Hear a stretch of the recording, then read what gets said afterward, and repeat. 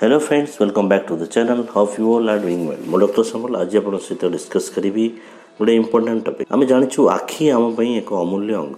आखि थिले सब किछि कलरफुल, सब किछि ब्यूटीफुल एवं आखि बिना सब किछि अंधार। तो वर्तमान समय रे आपन देखुथिबे कि गोटे डिजीज प्राय प्रत्येक घरे, प्रत्येक गाँव रे, प्रत्येक सहर रे लोक मानकु माड़ी चलछि। सेटा होछि कंजक्टिवाइटिस बा जाहाकू गाउँली भाषा जय बांग्ला मध्य कहंती एवं आखि धरा मध्य कुहा जाय। आखि धरा रोग को आमे अति साधारण बोली भाबु। आखि जेहेतु गोटे अमूल्य अंग, तापय आमे सेतिकी केयरफुल होबा दरकार। तापय आमे जानिबा दरकार कोन सब भूल करिबा नाही। जदि हमर आखि धरा अछि, कोन सब भूल करिबा उचित नुहे, कोन सब करिबा उचित एवं कोन सब प्रिकॉशन आमे नै परिबा, जहा द्वारा कि ए आखि धरा रोग को अति सहज रे दूरी परिबा। तो से विषय रे आज मु संक्षिप्त रे डिस्कस करिबी आपनक सहित एवं जानिबा अति इंपोर्टेंट कथा।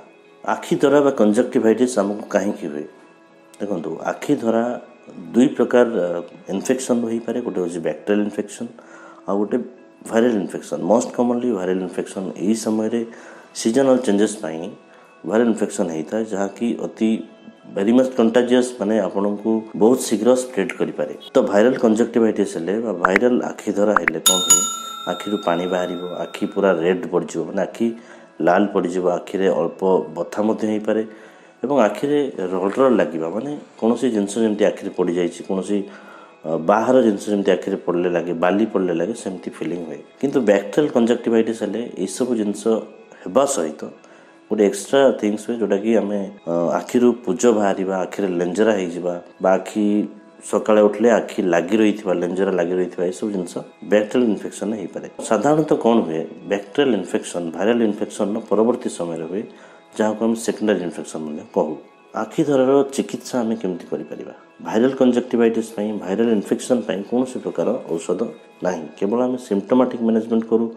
जेमति कि आखि इरिटेशन होछि बा आखि रे कोनोसी बाली पड़ला वाला लागुछि, सेतमे आमे आखि लुब्रिकेंट ड्रॉप अछि, आई लुब्रिकेंट ड्रॉप यूज करि परिबा। तो परवर्ती समय रे बैक्टेरियल इन्फेक्शन हेले बा सेकेंडरी बैक्टेरियल इन्फेक्शन हेले ता पई आमे एंटीबायोटिक आई ड्रॉप मध्ये यूज करू।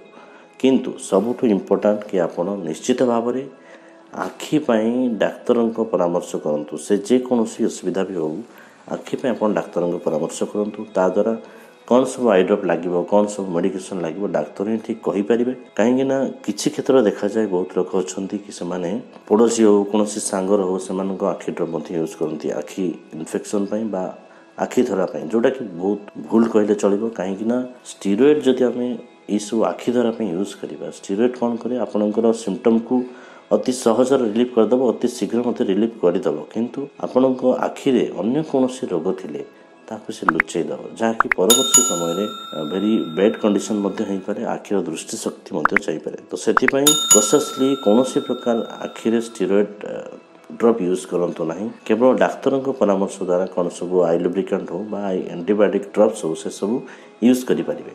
कौन सब प्रिकॉशनरी मेजर्स आमे नै परिबा, जहा द्वारा कि आखि धरा रोग को सहज रे एड़ाई परिबा। देखंतु बैक्टेरियल बा viral conjunctivitis very contagious, spread हुए केवल टच द्वारा, आपनको स्पर्श द्वारा, डायरेक्ट कांटेक्ट आखि रे आसिले ए सब रोग हुए। सेथिपई केमती आमे एवॉइड करि परिबा आखि कांटेक्ट आसीबो नाही। तो सेथिपई कोन करिबा, रेगुलर हैंड वॉश करिबा। काहेकि ना आखि पाखकु केवल गोटे जिंस ही जाए, हाथ।